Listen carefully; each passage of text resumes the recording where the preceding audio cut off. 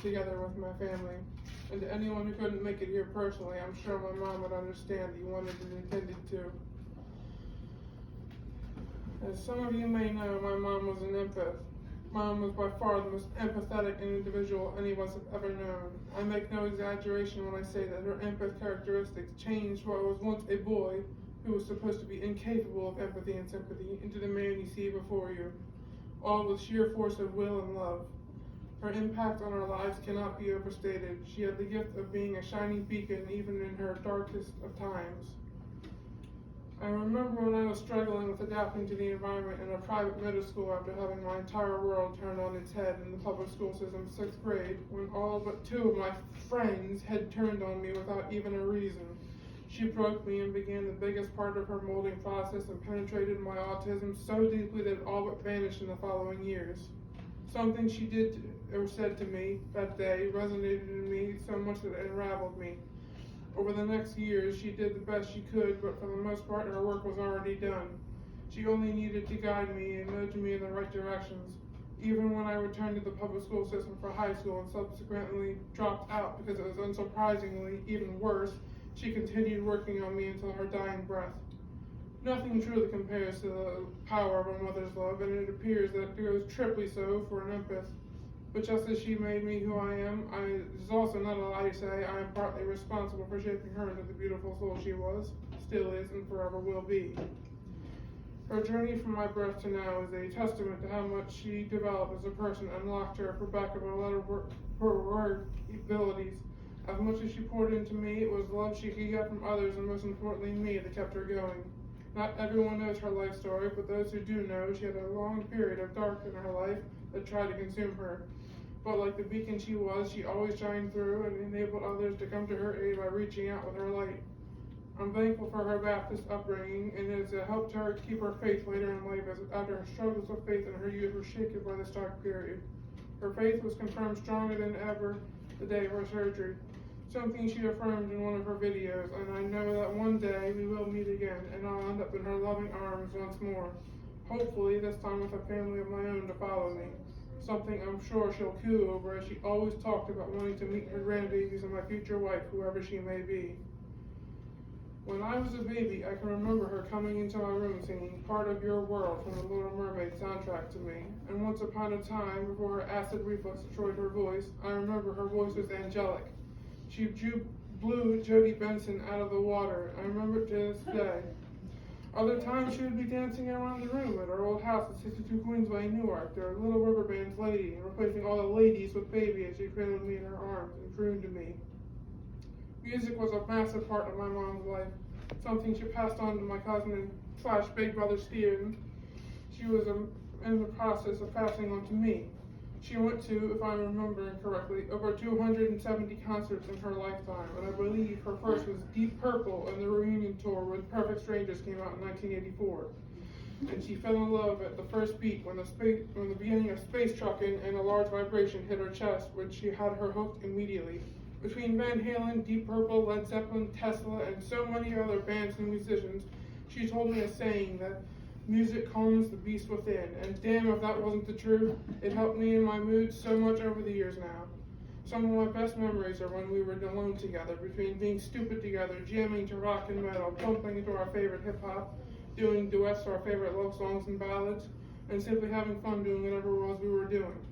Between 2016 and 2017, if I remember correctly, she'd take me to work with her to this building in Wilmington on Thursdays, where she would clean counters there as her side job during her main job cleaning for my aunt and her company, Karen Hart Daughters, formerly known as Swept Away.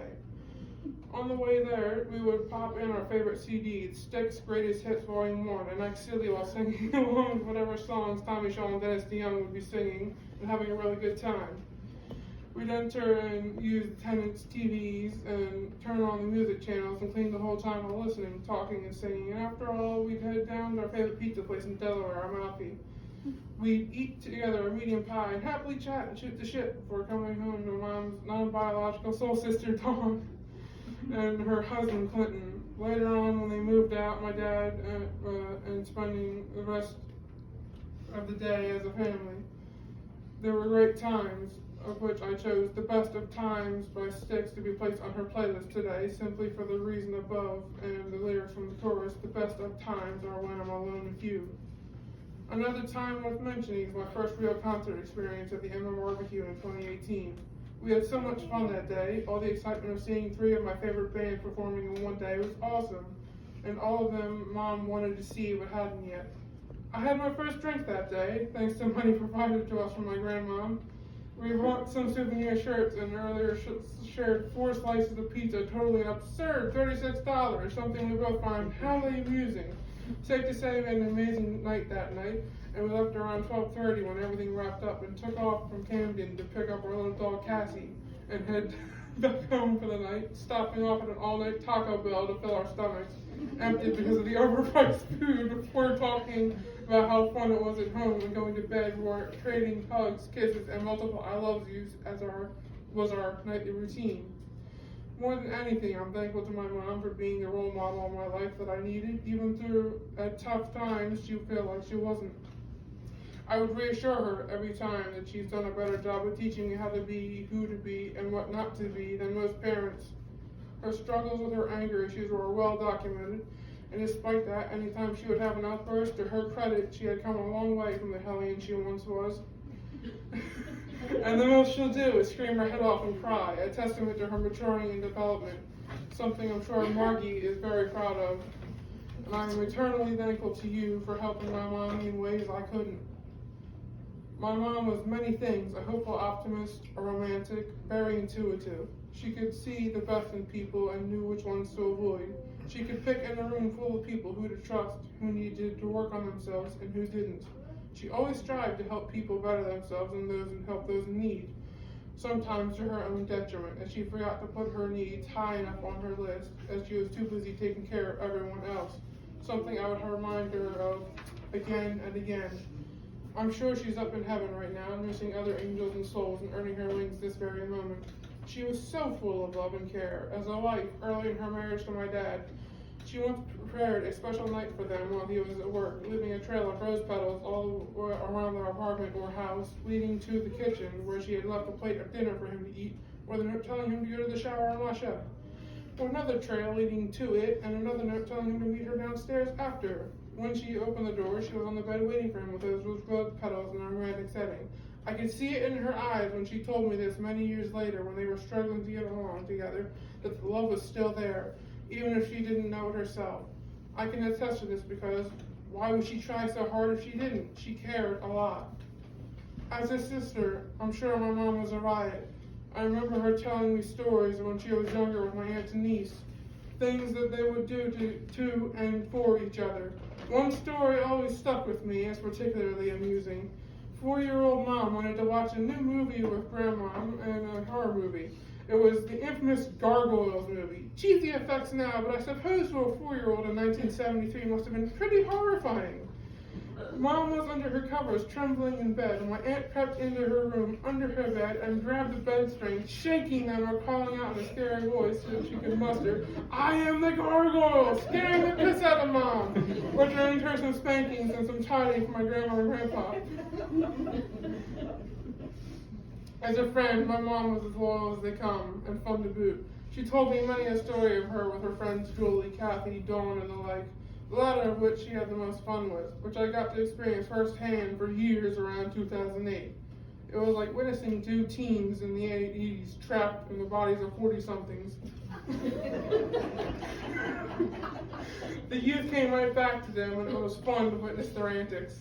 Between Dawn's hard of hearing "Haas," and before squinting and laughing, she finally heard what Mom was saying, to the patented chair dancing. It was never a dull moment between those two. Mom was truly special to many people. I hear all the time how much impact she had on everyone's lives. I always imagined we'd have many more years together. She had so many things she wanted to show me, to do with me, to check off her bucket list. She wanted to be there when I met my destined one, to be there at our wedding, to dance with me during it, to witness the birth of our children, and live with us as she helped us raise them. I wanted to give her grandbabies a spoil. I wanted to support her in all that she wanted to accomplish in life.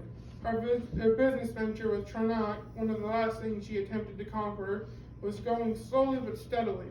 I was waiting for the chips to fall into place and her to finally reach jade rank that she so desperately worked at, and I was going to celebrate with her as she got money and a Jeep for doing something that came as naturally to her as breathing, taking care of people. I have to and will do my best to live on for her and be her legacy that she left in this world, as the proof that she existed in being her reason for being here, which she contemplated all her life through all of her struggles. I will cherish the time we had together for the rest of my days and hope she is finally reunited with her mommy in heaven above.